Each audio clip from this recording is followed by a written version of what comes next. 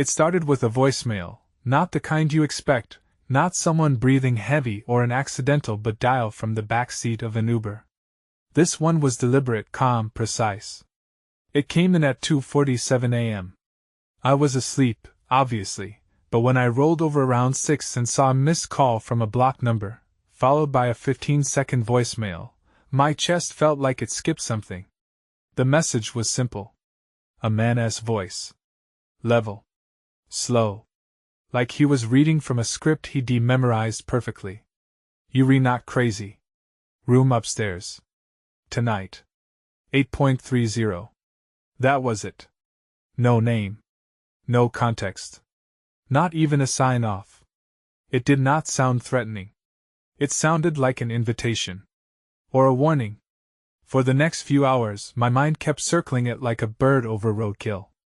I did not delete it. I listened to it again and again, and then I did something I had not done in over a year. I looked at her phone. I tried before. She changed her passcode. Said it was because of work confidentiality, something about clients and NDAs. I did not push then. But this morning I watched her unlock it while she was brushing her teeth. 11.47. Her brother's birthday. Rookie mistake. I remembered it instantly. She left it on the nightstand. I waited for the shower to start running before I picked it up. The messages were not there. At least not in the usual places. But there was a hidden folder in her gallery. It was not locked. Maybe she thought I'd never dare look. Inside were screenshots of her conversations, Instagram DMs, a few pictures. None of them explicit, but all of them telling. Her in the mirror biting her lip with a shirt that was not mine draped over her shoulder. A message from someone saved under the name Amelia. I see not stop thinking about last night. When she left the room, I thought you'd follow. You did not. I stared at the words until they stopped making sense. I did not confront her. Not that day. I went to work. Answered emails. Laughed at 2 jokes I did not hear. Then around 4 p.m., my buddy Trevor called. Said there was a get-together happening later. Being small said Ashley was in on it. That it was for me a celebration, promotions and all that. My spine straightened. I said I'd be there. Of course I'd be there. But I did not show up at 830. I came early 742. Parked 3 houses down. Walked in through the backyard because I knew the gate never locked. No lights were on downstairs. But the upstairs window, the one in Trevor's guest room, glowed soft and amber. Electric played low from a speaker somewhere. Some R&B track that kept repeating one line. I crept up the back stairs. Quiet. Careful. The way you do when you're hoping to be wrong but know you're not. And then I saw it. Through the barely open door. A slice of skin. Her leg hooked over someone else's. A man's hand gripping her waist. Her face turned toward the mirror. But her eyes, they were not even closed. She was smiling. Not sheepishly. Not guiltily. Like she was exactly where she wanted to be. I did not barge in. Not at first. I opened the door slowly. Let it creak. Let it speak for me. Her eyes met mine in the mirror. That smile? Gone. Vanished like it had never existed. She froze. Completely still. He did not notice at first. Kept moving. Kept whispering something to her. I did not catch the words. And then he turned. Saw me. His mouth opened but nothing came out. I walked into the room. No shouting. No fists. I just said the words that had been growing in my chest since the voicemail. So this is where honesty goes to die. The room fell completely silent. Even the music had the decency to pause. Ashley pulled the sheet over herself like modesty suddenly mattered. Still, she did not say anything. Not a single word. Not Daniel, wait, or I can explain. She just looked at me. Eyes wide. Like she'd seen a ghost. Like the reality of me standing there did not fit into the script she'd written for her evening. The guy? He got out of bed. stammering something useless. I held up a hand. Do not. This is not your scene anymore. Then I turned to her. My voice was steady. Not loud. But every syllable landed with weight. You were supposed to be planning a celebration. You were supposed to be proud of me. You were supposed to be my wife. She opened her mouth. Closed it. And then she laughed. A small, bitter sound like something cracked inside her. She wrapped the sheet tighter around herself and muttered. You were never supposed to come early. And that was the moment something inside me stopped bleeding and started burning that I did not leave right away. I stood there in the doorway while Ashley sat on the edge of the bed. Still wrapped in that sheet like it was armor. Like it could somehow make her less exposed than she already was. The guy. I still did not know his name and I did not care. Had retreated to the far wall. Grabbing his shirt off the floor like it was going to shield him from the humiliation dripping down the walls of that room. Why? Asked. Not yelled. Not accused. Just asked? Like a question I'd ask a stranger on a train. Just passing time between stations. She blinked. Once. Twice. Her eyes. Like I was the one being unreasonable. Do not do that, she said. Her voice low and bored. Do not play the victim. My jaw tightened but I did not move. If I opened my mouth again, I was not sure what would come out. She went on almost robotic. I did not plan this. It just happened. You were not around. Not really. You think because you show up that's enough? You stopped being curious about me a long time ago. Everything was routine. You do your work. You ask if I want dinner. You sit on the couch. You fall asleep early. And I'm supposed to pretend that's a life. It was not just the words. It was the way she said them. Like she'd practiced. Like this speech had been folded neatly in the back of her mind.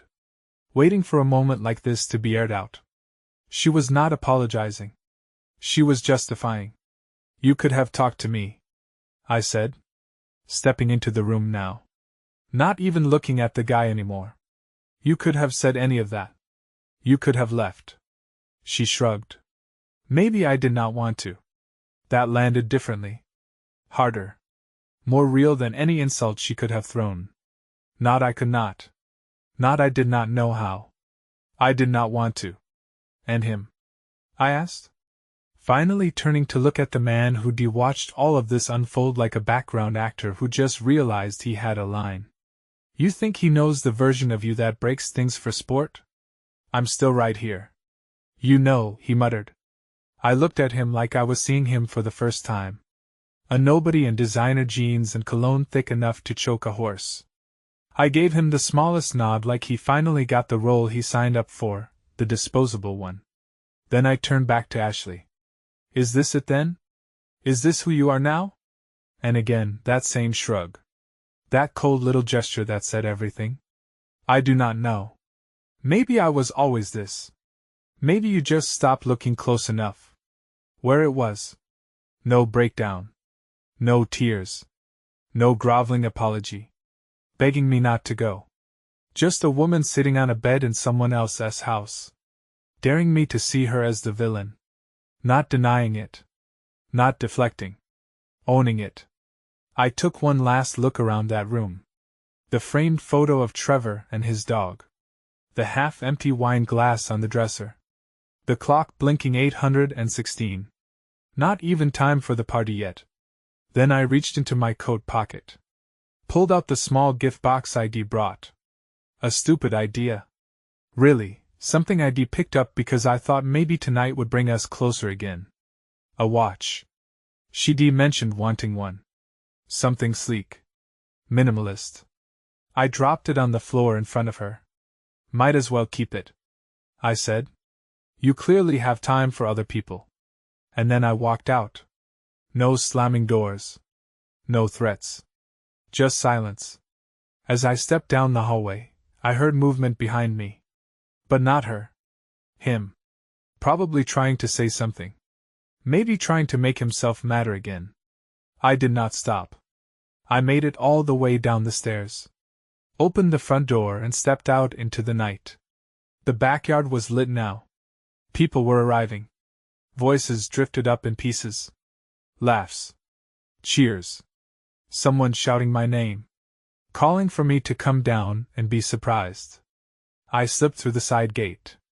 No one saw me leave. No one except Trevor.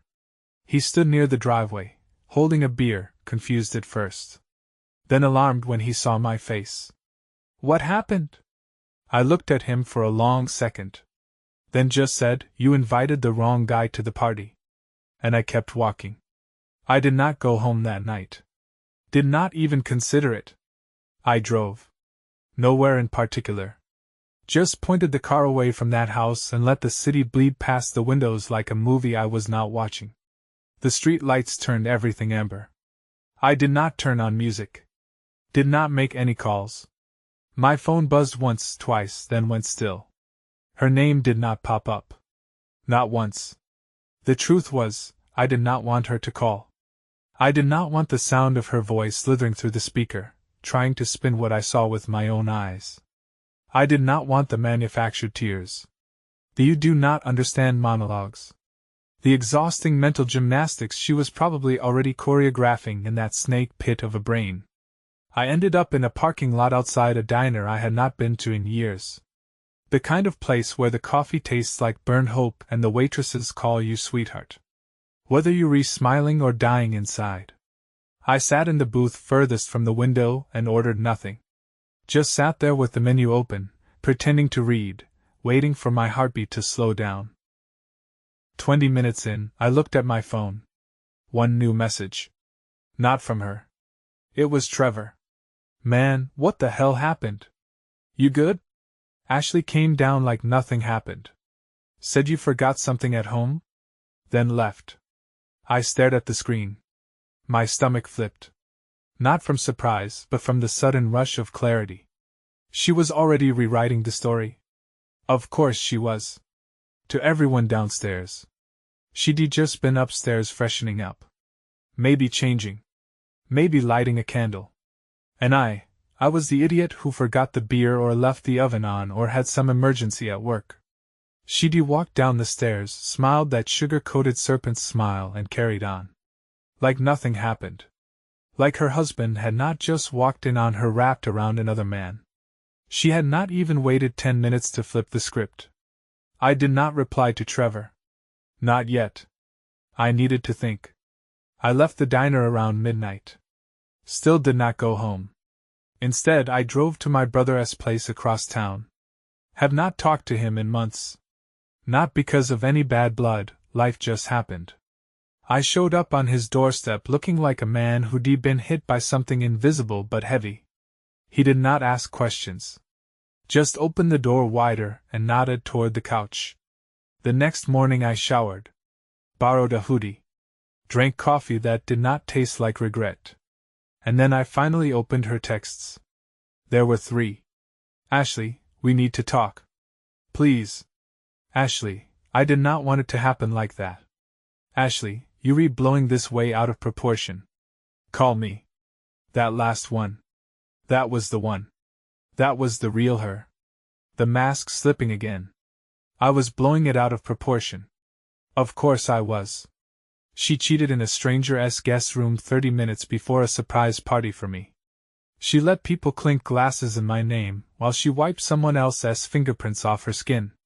And I was the problem. I did not respond. Instead, I did something else. I texted Trevor. Me, hey, you got security cams at your place? Trevor. Yeah. Why? Me. Need footage from last night. Front door. Back door. Guest room hallway if you have it. Trevor. You sure? Me. Dead sure. I'm gonna pause. Trevor. Okay, I'll pull it. I had a plan now. Not for revenge. Not for theatrics. For truth. If Ashley wanted to lie to everyone about what went down, I'd hand them the tape and walk away. No fighting. No public shaming. Just facts. Let the silence between frames do the talking. Let the truth echo louder than anything she could manufacture. The footage came through that afternoon. Trevor sent a link. Private encrypted. Said he did not watch it himself. I appreciated that even if I did not believe him. He'd always been curious by nature. The kind of guy who shakes every Christmas gift weeks before it's under the tree. Still, he respected me enough to pretend. The video started at 7:36 p.m. There she was. Ashley walking in the front door wearing a dress I had not seen before. Red. Tight. Too tight for someone supposedly just helping set up a party. She greeted Trevor's girlfriend. Handed off a bottle of wine. Smiled like her conscience was clean. They laughed. Toasted. She kissed someone on the cheek. I do not know who. Then, and this part hit hard, she looked around like she was checking for exits. Or entries. I do not know. But there was a moment where her eyes lingered near the front door. Just long enough to wonder if maybe she knew I might come early. And then she disappeared up the stairs. At 7:44 p.m., a man entered through the back door. Hoodie. Baseball cap. Head down. I recognized him instantly. Not from real life. From the photos in her hidden gallery. The guy she said was a client once? Someone she was mentoring. She said he needed help with marketing. That he was young, did not know how to pitch himself, that I did not need to worry. He.S. harmless.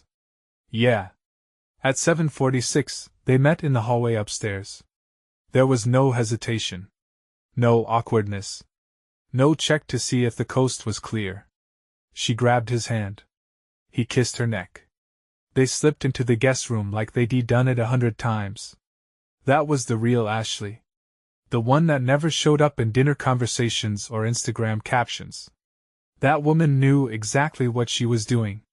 And she was not sorry. The camera caught it all. Not graphic details. Trevor had angled it away from the room itself. But you could see the door ajar. Her hand pulling it closed. The outline of movement. The shadow on the wall. The timing. Then 8:12 me. I walked into frame from the side. My expression blank. Like I already knew. Like I'd already accepted it before even seeing it. I stepped toward the door. Pushed it open. Frozen. And then I said it. You could hear it faintly on the hallway mic. So this is where honesty goes to die. Trevor had cut the file there. Did not need more. Did not want more. I downloaded it. Saved it to 3 separate drives.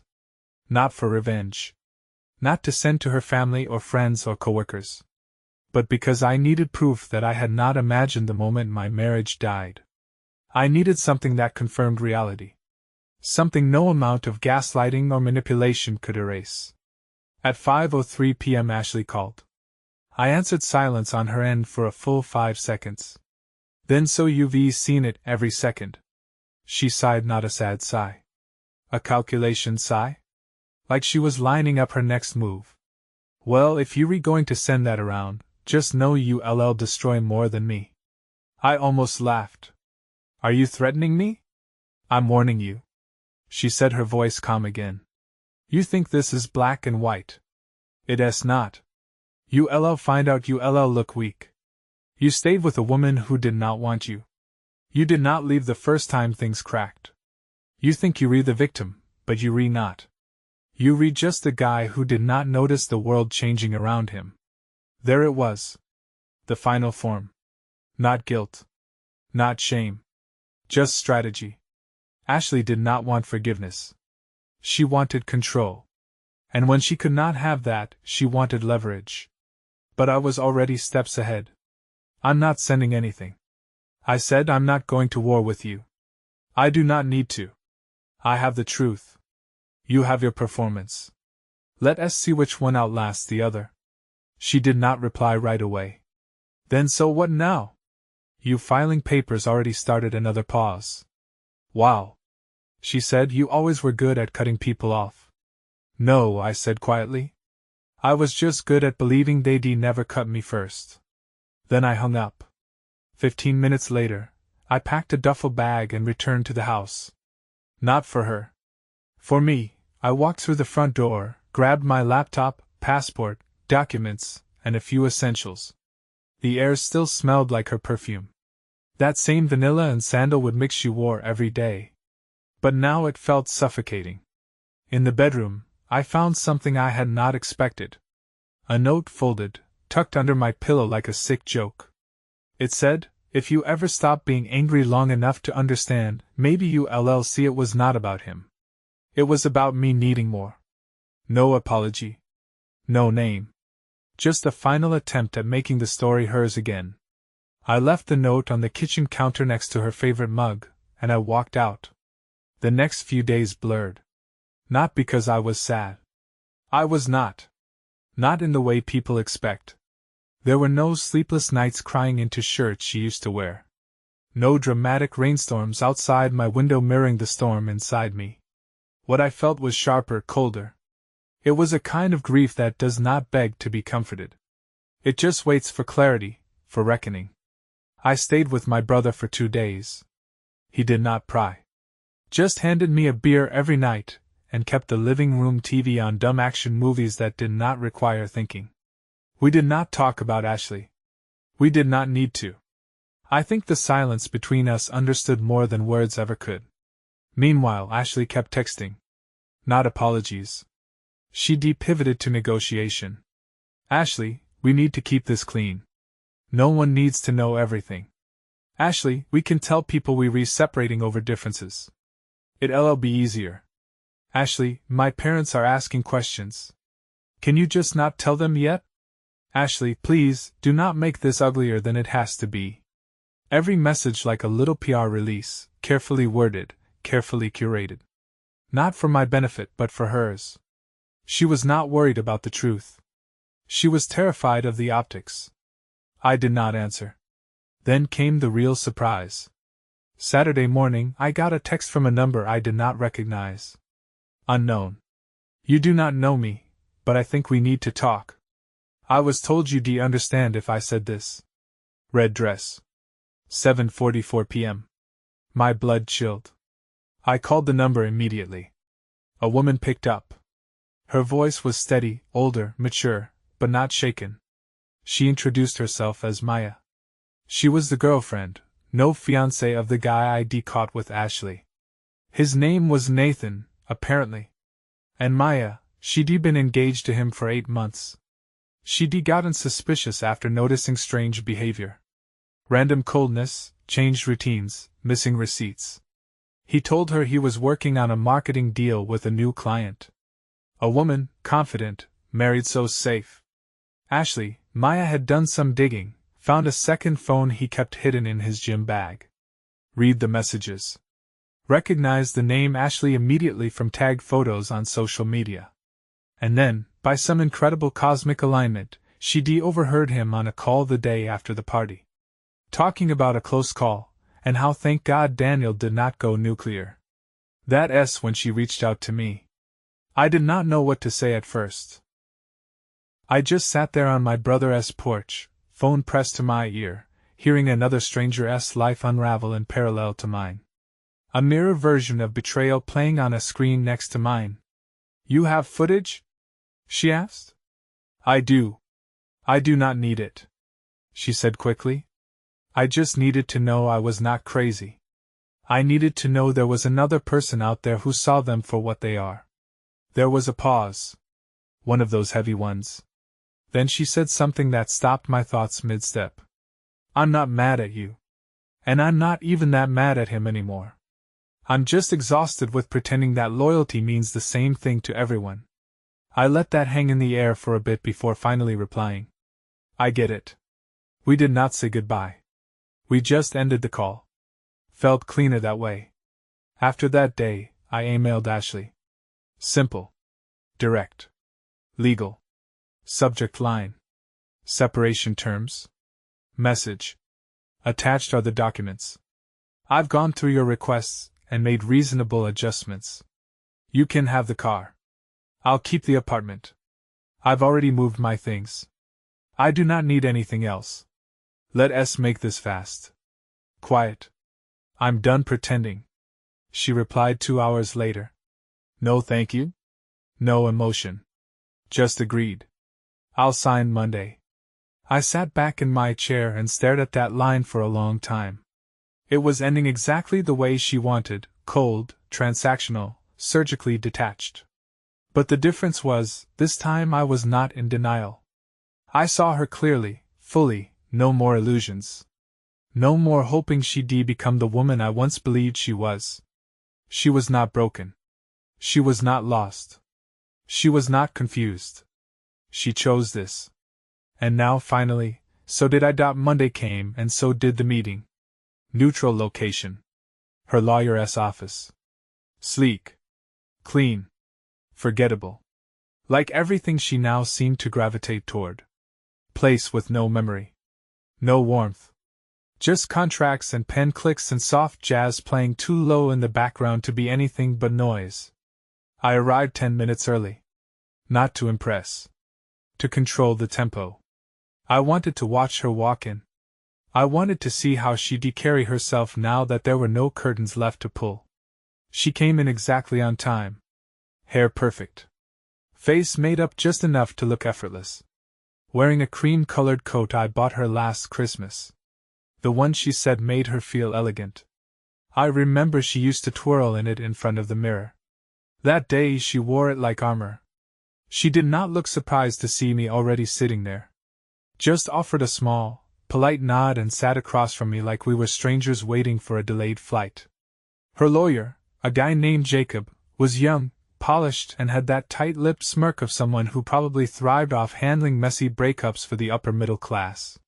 He opened his folder, slid a copy toward me, and launched into the usual legalese. I did not listen. My eyes were on Ashley. She did not look at me once. Not even when we got to the asset clauses. Not even when the lawyer mentioned the phrase, no fault to solution.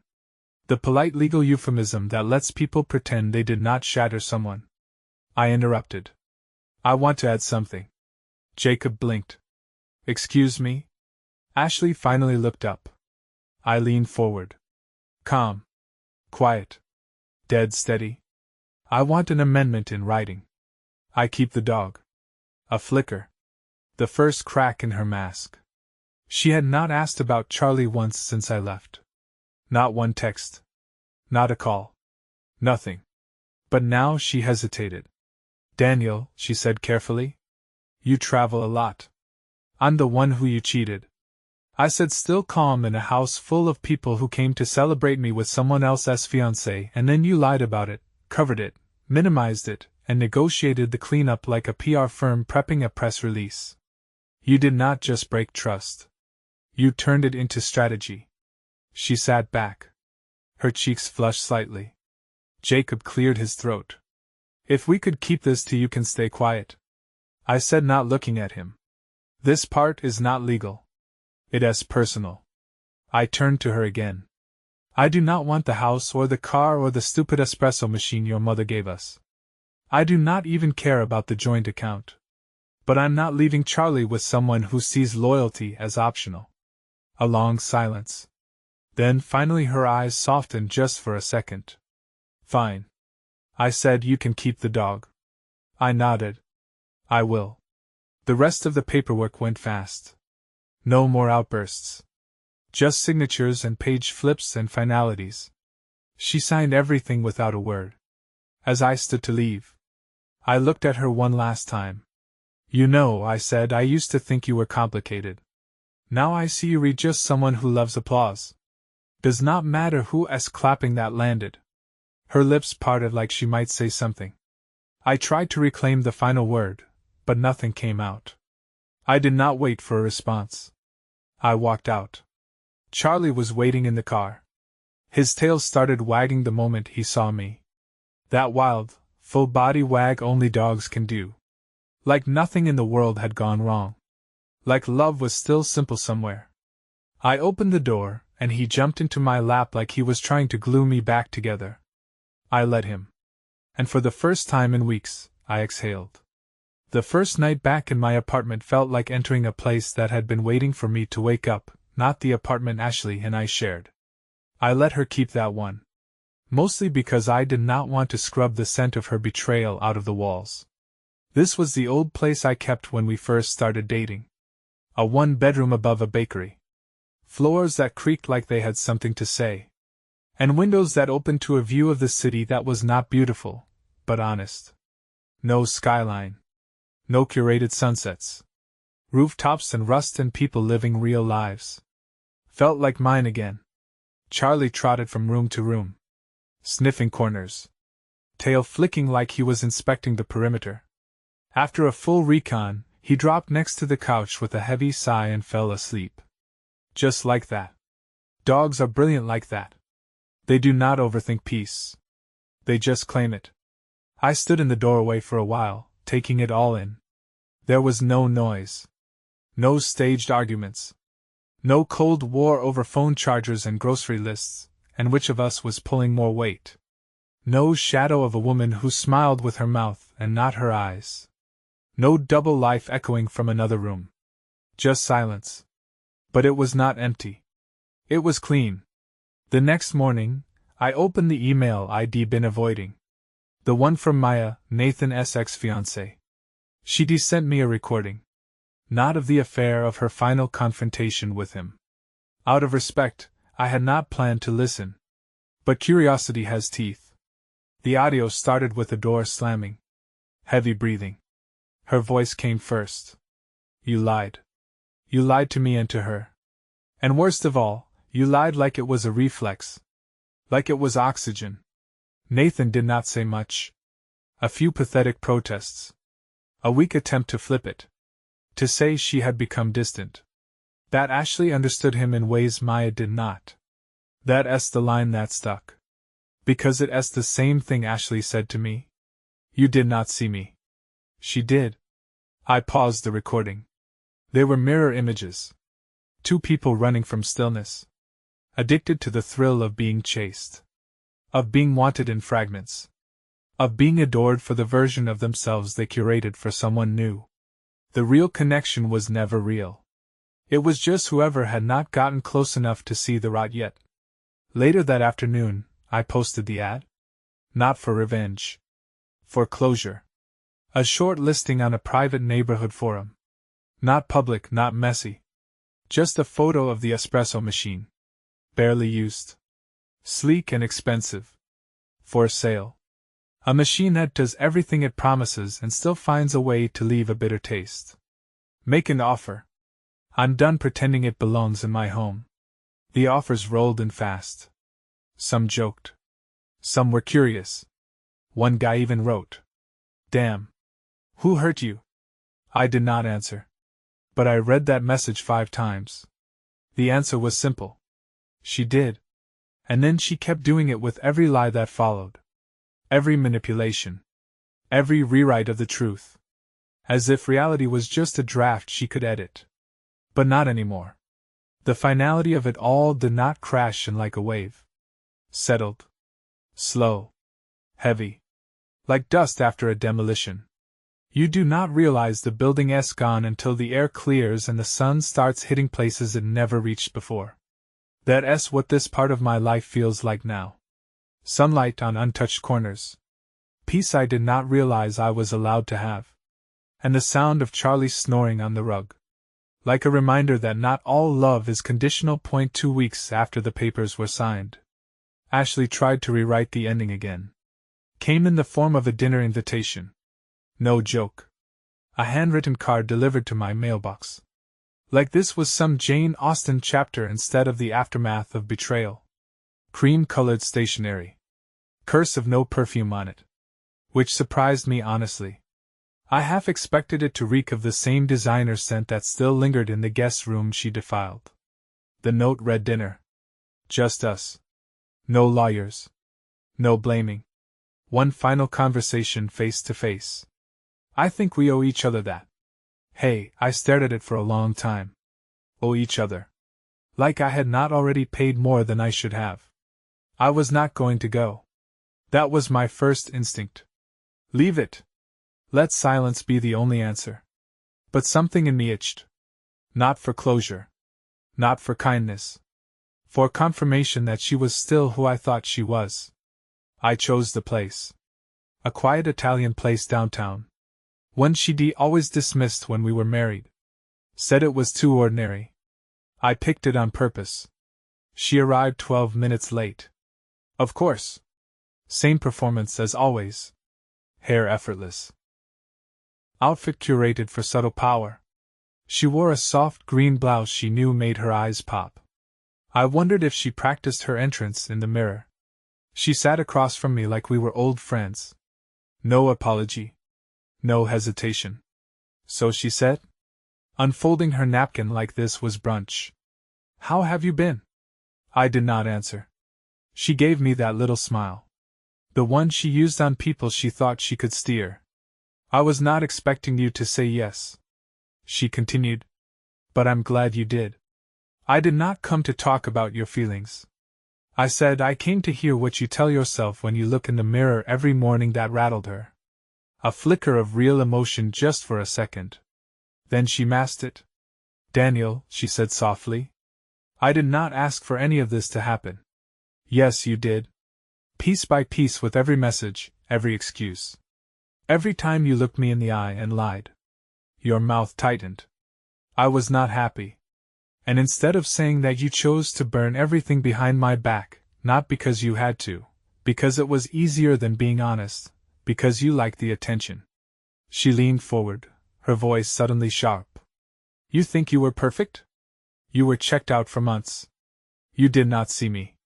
You were always busy with your next big thing.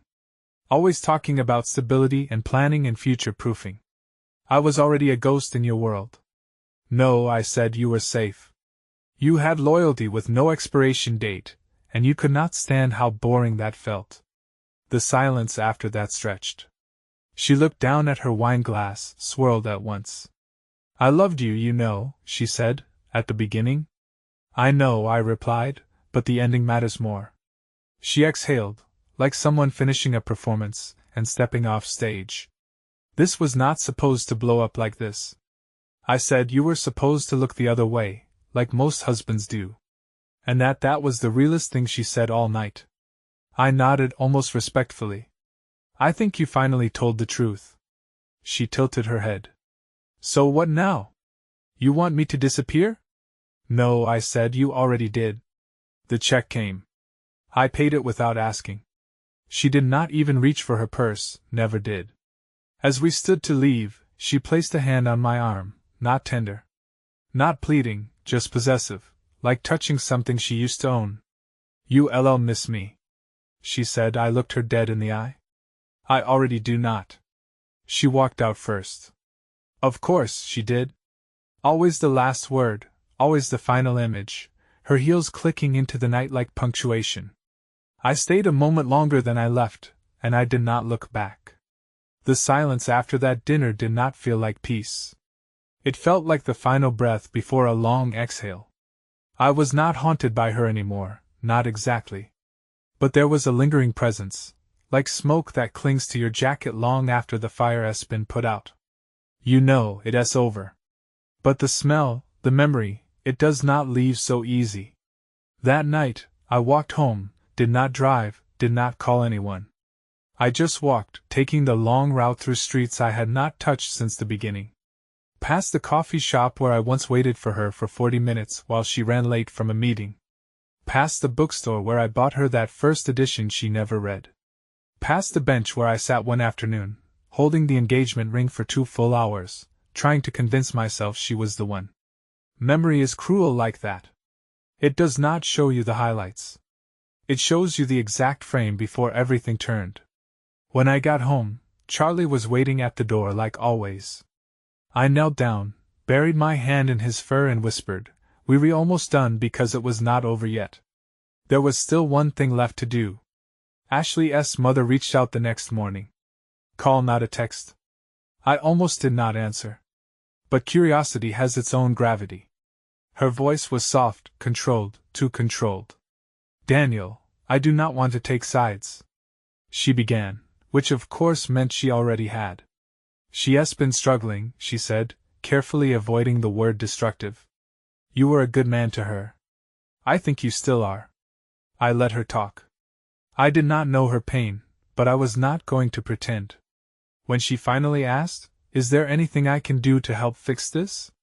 I answered honestly, "You can stop helping her escape the consequences." Silence. Then she whispered, "That's what her father said too." I ended the call, not out of disrespect, out of finality. Ashley's family was not my war. I was not going to let them keep one foot in both worlds. But hearing that she'd burned bridges even closer than mine, that she was starting to run out of people who'd lie for her, that mattered. That same afternoon, I got a message request on Instagram. A girl named Elena, profile private, mutual friend Maya. The message was short. Chilling. She did it to my brother too. 2 years ago, while still married to you, he did not know. He thought she was separated. He found out and left the country. He still has not come home. I read it twice. Then I sat in the silence and just let it settle. This was not a one-time mistake. This was a pattern. This was a woman who built entire parallel lives, whose shape shifted based on her audience, who wore trust like a costume and took it off the second the lights went out. And somehow I had been the most stable thing in her chaos, the background prop in the drama she wrote, directed and starred in. I did not respond to Elena. I did not need more. I'd seen enough. So I did the only thing left. I wrote the letter not for her. For me, 1 page, ink on paper, no edits, no filters. Ashley, there will be no memoir, no documentary, no final speech to explain away the wreckage. You cheated. You lied. You manipulated. You tried to turn my grief into your shield. You rewrote the story while the ashes were still warm. And when the truth stood too tall, you tried to pretend it was just perspective. But the truth does not bend that way. I loved you. The real kind, the boring kind, the kind that shows up when you're sick, pays bills on time, remembers how you take your coffee and sits through 5 variations of the same story just to see you smile. You needed applause. I offered devotion. Those are not compatible currencies. I would not drag your name through the dirt. I would not scream into the void or throw stones from the digital rooftops, but I will heal quietly, completely and far from you. We are not 2 sides of the same tragedy. You are the cause and I am the one who lived. I sealed it. Did not send it. Just folded it into the drawer beside my bed, not for revenge. For memory. It's been 3 months, long enough for the calls to stop, long enough for her name to slip from the mouths of mutual friends. Long enough for the "hey man, I heard what happened" text to fade into silence. That's the thing about public betrayals. They burn bright, loud, fast. Then everyone moves on. Everyone except the ones who bled. I did not move on. I moved forward. There's a difference. Forward is slower, more intentional. This waking up one morning and realizing the first thought in your head is not about her. It's walking past the bakery without wondering if she ever misses the smell of warm bread on Sunday mornings. It's standing in front of the mirror and recognizing your face without her story written all over it. Charlie and I have our own rhythm now. Morning walks, evening routines. He waits by the door when I leave, but never panics. Somehow, he knows I'm not the one who disappears without explanation. I started seeing someone. Not seriously, not yet. She's kind. She does not ask for more than I have. She does not flinch when I go quiet. She listens, not with that performative interest Ashley mastered. The totally nod while already mentally replying to someone else's message, but with real stillness. Like what I say matters. Like I do. She does not know the full story. Maybe one day, but not now. Not because I'm hiding it, because I refuse to give Ashley the power to enter this new part of my life. She's a chapter, not the whole book. A sharp one, yes, but closed. Trevor reached out last week. We grabbed a drink. He asked if I ever watched the footage again. I told him no. Good, he said. Some truths are not for repeating. Then he handed me something. A flash drive. I raised an eyebrow. He shrugged. Just in case she ever forgets what she did and tries to make you the villain. I did not take it. Just pushed it back across the table. He knows. And more importantly, I know. That's enough. He nodded like he understood. That's the thing people do not talk about after betrayal. The moment you stop needing revenge. When you stop hoping they'll suffer. Because you realize they already are. Ashley lives in a constant loop now. A life of half-truths and curated smiles. Always performing. Always searching for the next person who has not seen behind the curtain yet. That's not freedom. It's a cage with mirrors on all sides. And me, I got something she never will. Stillness. Not happiness. Not yet. That's a longer road. But peace? Yeah. That I have. So to anyone reading this, stuck in the thick of it, feeling the sting of betrayal cut deeper than you thought you could bear, let me tell you something no one told me at the start. It's not your fault she changed. It's not your responsibility to fix what she broke. And you are not weak for loving someone who lied well. But you are strong for walking away when the truth finally stood naked in front of you. You do not need to set the world on fire to start over. Sometimes all you need is to walk out, close the door quietly behind you, and never go back.